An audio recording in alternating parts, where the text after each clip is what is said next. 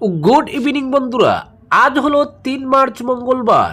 আজকের সন্ধ্যার বিশেষ বিশেষ খবর হলো, আসামে কংগ্রেসকে শূন্যের কোটায় নিয়ে যাওয়া পর্যন্ত কি থামতে চাইছেন না মুখ্যমন্ত্রী হিমন্ত বিশ্ব শর্মা? উত্তর এখনও সময়ের গর্বে। তবে রাজনীতির যে সুখ্যাতি শুকনো স্ট্রোক দিয়ে চলেছেন মুখ্যমন্ত্রী, তাতে এমনটাই মনে হচ্ছে 26-এর বিধানসভা নির্বাচনের প্রাক্কালে আবারও হিমন্ত বলেছেন অচিরেই হিন্দু শূন্য হয়ে উঠবে কংগ্রেস। যেসব প্রকৃত হিন্দু এখনও কংগ্রেস নামের দলটিতে রয়ে গিয়েছেন, তারা আস্তে আস্তে সবাই বিজেপিতে চলে আসবেন। মুখ্যমন্ত্রী বলেন, পুরোপুরি মুসলিম দল হয়ে উঠেছে কংগ্রেস। 2015 সালে যেদিন আমি দলটি ছেড়ে এসেছিলাম, তখন থেকেই একই কথা জব করছি। আমি সত্য বলছি কিনা নিজেরাই খতিয়ে দেখে নিন। কজন হিন্দু নেতা চালাচ্ছে এই দল, কজন কর্মী বা রয়েছেন যারা হিন্দুত্বে বিশ্বাসী। এরপরই হিমন্ত বিশ্ব জুড়ে দেন, যেসব হিন্দু নেতা এখনও দলটাতে রয়ে গিয়েছেন, দেখবেন অচিরেই তারা একে একে কংগ্রেসে এসে ভিড়বেন। এতে কোনো সংশয় রাখার কোনো কারণ নেই। ভূপেন বোরা আমাদের দলে যোগ দেওয়ার আগে থেকে এই কথাগুলি বলেছিলাম, প্রমাণ তো পেয়ে গেলেন। একে একে অন্যরাও আসছেন। এরপরই উঠে আসে কংগ্রেস নেতা প্রদ্যুৎ বরদলৈর কথা। সাংবাদিকদের প্রশ্নের সঙ্গে সঙ্গেই হিমন্ত বলেন, প্রদ্যুৎ নিশ্চিতভাবেই বিজেপিতে যোগ দেবেন, লিখে রাখুন কথাটা।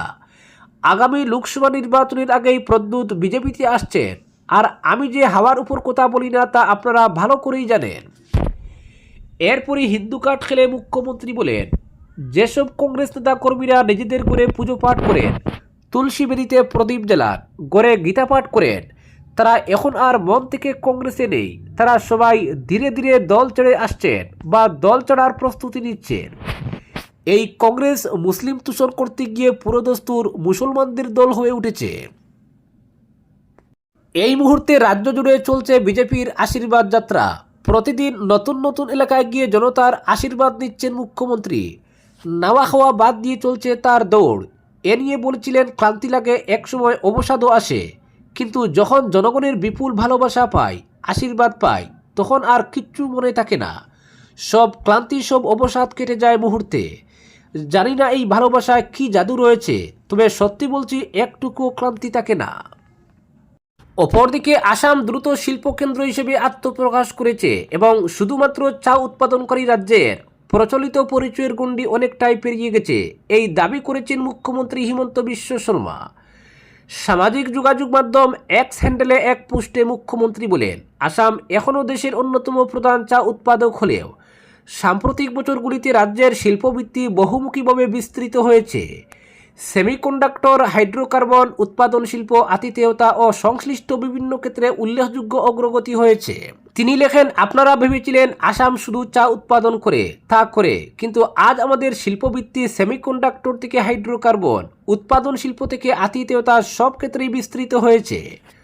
রাজ্যের শিল্প দৃষ্টিভঙ্গির কথা তুলে ধরে মুখ্যমন্ত্রী জানান, অ্যাডভান্টেজ আসাম কর্মসূচির মাধ্যমে রাজ্যটি ভারতের উদীয়মান শিল্পকেন্দ্র হিসেবে নিজেকে প্রতিষ্ঠিত করছে।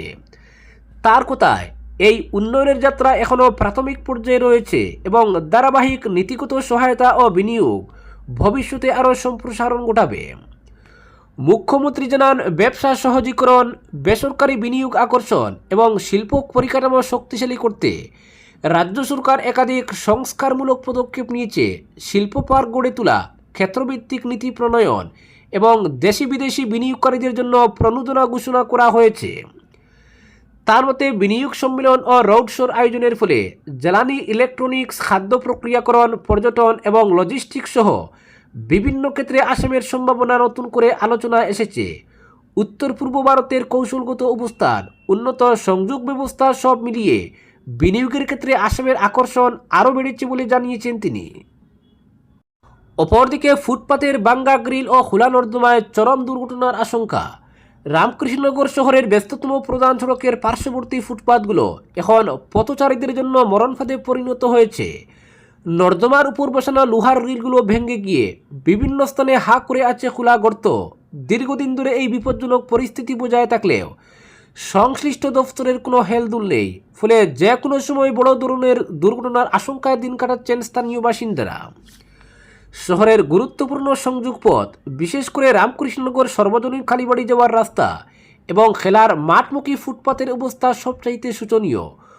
পথচারীদের নিরাপত্তা নিশ্চিত করতে এক সময় নর্দমার উপর লোহার গ্রিল বসানো হয়েছিল, কিন্তু বর্তমানে রক্ষণাবেক্ষণের অভাবে সেই গ্রিলগুলো ভেঙে নর্দমা উন্মুক্ত হয়ে পড়েছে।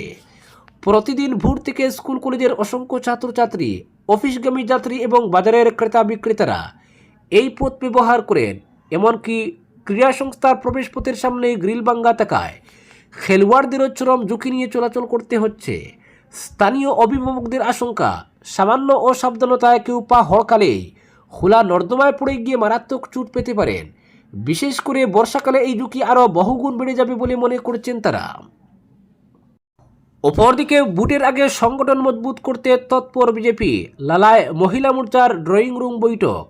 বিধানসভা নির্বাচন যত এগিয়ে আসছে ততই সংগঠনকে চাঙ্গা করতে মাঠে নেমেছে রাজ্যের শাসক দল ভারতীয় জনতা পার্টি। তারই অংশ হিসেবে লালার গান্ধী ভবনে জেলা মহিলা মোর্চার উদ্যোগে অনুষ্ঠিত হলো এক গুরুত্বপূর্ণ ড্রয়িং রুম বৈঠক।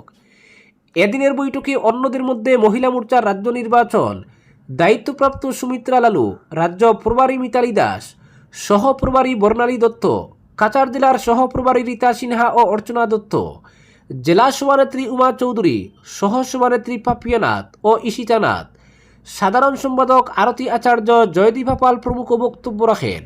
শুরুতে সবাইকে স্বাগত জানিয়ে বৈঠকের উদ্দেশ্য ব্যাখ্যা করে জেলা সভানেত্রী উমা চৌধুরী বলেন, আসন্ন নির্বাচনের আগে তৃণমূল স্তরে সংগঠনকে আরও মজবুত করাই এই বৈঠকের মূল লক্ষ্য। অপরদিকে উত্তর নারায়ণপুরে কাটাখাল নদী ফের আগ্রাসী রূপ নেওয়ায় উদ্বেগ দেখা দিয়েছে এলাকা জুড়ে। উত্তর নারায়ণপুরের বাসিন্দা শরফ উদ্দিন জানান, গত বছর উত্তর নারায়ণপুর এলাকায় কাটাখাল নদীর পাড়ে নির্মিত সড়ক সহ বেশ কিছু এলাকা জুড়ে ধস নামে। এতে রাস্তা তলিয়ে যাওয়ায় প্রায় পুরো বছর জনগণ দুঃখ দুর্দশার মধ্যে কাটিয়েছেন। শুধু তাই নয়, এখানকার যোগাযোগ ব্যবস্থাও বিচ্ছিন্ন হয়ে গিয়েছিল। পরে এলাকার জনগণ স্থানীয় এক বাড়ির পাশ দিয়ে বস্তা দিয়ে রাস্তা নির্মাণ করে চলাচলের ব্যবস্থা করেন। বর্তমানে ওই এলাকায় ফের ফাটল দেখা দিয়েছে এবং গভীরভাবে না হলেও রাস্তার পার্শ্ববর্তী এলাকার মাটি তলিয়ে যাচ্ছে। এই পরিস্থিতিতে নদীবাঁধ সংস্কার না করলে সামনের বর্ষার মরশুমে উত্তর নারায়ণপুর এলাকার জনগণ চরম বিপাকে পড়বেন। ফলে শীঘ্রই মোহনপুর থেকে উত্তর নারায়ণপুর পর্যন্ত যতটা স্থানে নদী ভাঙ্গন দেখা দিয়েছে সেগুলো জরুরি ভিত্তিতে সংস্কার করার দাবি উঠল। মোহনপুর এলাকার মুনলাইট ক্লাব সহ অন্যান্য স্বেচ্ছাসেবী সংগঠনের কর্মকর্তারা জানান, 4 বছর ধরে এই এলাকায় বারবার নদী ভাঙ্গন দেখা দিয়েছে এবং ভাঙ্গনের ফলে মোহনপুর থেকে শুরু করে উত্তর নারায়ণপুর পর্যন্ত মানুষের যাতায়াত ব্যবস্থা বিচ্ছিন্ন হয়ে পড়েছিল। এ ব্যাপারে মোহনপুর থেকে বিকল্প রাস্তা নির্মাণ করা হলেও নদী ভাঙ্গন সমস্যার সমাধানের ক্ষেত্রে বিভাগীয় কর্তৃপক্ষ এবং কোনো নেতামন্ত্রী স্থায়ী কোনো পদক্ষেপ নিতে পারেননি। এজন্য সংগঠনের কর্মকর্তারা গভীর উদ্বেগ প্রকাশ করেন। এদিকে উত্তর নারায়ণপুরে শুধুমাত্র একটি জায়গায় নয়, বেশ কিছু এলাকা জুড়ে নদী ভাঙ্গন রয়েছে। এই ভাঙ্গন প্রতিরোধে পদক্ষেপ নেওয়ার জন্য দাবি জানিয়েছেন উত্তর নারায়ণপুর এলাকার জনগণ। অপরদিকে আরব দুনিয়ায় যুদ্ধ পরিস্থিতির জেরে আতঙ্ক বিরাজ করছে ভারতেও, কারণ বহু ভারতীয় নাগরিক আটকে রয়েছেন সেখানে। মুহুর্মুহু বিস্ফোরণে প্রতি মুহূর্তে প্রাণ হারানোর আশঙ্কা গ্রাস করছে তাদের।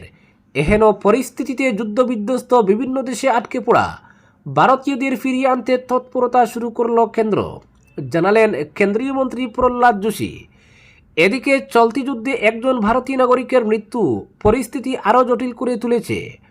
প্রসঙ্গত, ইরানে প্রায় 10,000 এবং ইসরায়েলে প্রায় 40,000 ভারতীয় রয়েছেন। আরব দুনিয়া মিলিয়ে মোট ভারতীয়র সংখ্যা প্রায় 10 লক্ষ।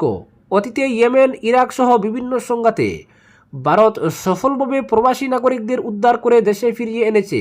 এবারেও সেই প্রস্তুতি নেওয়া হচ্ছে।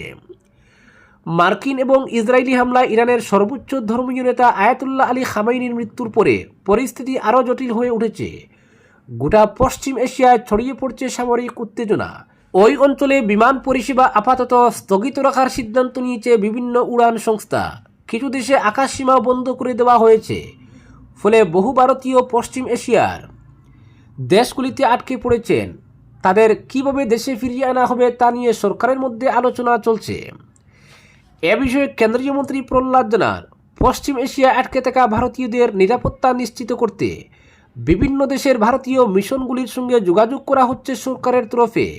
কীভাবে সেই সব দেশে আটকে থাকা ভারতীয়দের ফেরত পাঠানো যায় তা নিয়ে সংশ্লিষ্ট দেশের দূতাবাসের ঊর্ধ্বতন আধিকারিকরা আলোচনা করছেন বলেও জানিয়েছেন কেন্দ্রীয় মন্ত্রী। প্রহ্লাদ এক বিবৃতি জারি করে মোদী সরকারের পরিকল্পনার কথা জানান। তার দাবি, বিশ্বের বিভিন্ন প্রান্তে যখনই ভারতীয়রা কোনো বিপদের সম্মুখীন হন তখনই তাদের নিরাপদে প্রত্যাবর্তন নিশ্চিত করেছে কেন্দ্র সরকার।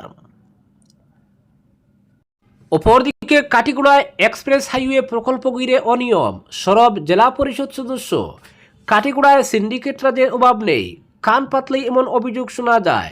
পাথর, সুপারি, বিভিন্ন বিভাগে ঠিকাদারি, বালু, নেশাদ্রব্য, বনজ সম্পদ, কয়লা, রাস্তাঘাট নির্মাণ, জল জীবন মিশন ইত্যাদির সিন্ডিকেট রাজ অব্যাহত। এসব সিন্ডিকেট রাজ কাটিগড়ার সব ক্ষেত্রে উন্নয়ন তিলে তিলে ধ্বংস করছে বলে অভিযোগ একটি মহলের। সিন্ডিকেট রাজের বিরুদ্ধে বিভিন্ন স্বেচ্ছাসেবী সংগঠন, একাংশ জনপ্রতিনিধি সরব হয়ে লাগাতার লিখিত অভিযোগ করে আসা সত্ত্বেও ব্যবস্থা নেওয়া হয়নি বলেও ক্ষোভ রয়েছে। এমনটা দাবি করেন বিভিন্ন স্বেচ্ছাসেবী সংগঠনের কর্মকর্তা ও একাংশ জনপ্রতিনিধি। এর প্রমাণ তুলে ধরে বলেন, মেঘালয়ের বরাপানি থেকে পাঁচগ্রাম পর্যন্ত প্রস্তাবিত এক্সপ্রেস হাইওয়ে নির্মাণ প্রকল্পকে কেন্দ্র করে বড়সড় অনিয়ম ও সরকারি অর্থ আত্মসাতের অভিযোগে চাঞ্চল্য ছড়িয়েছে অঞ্চল জুড়ে।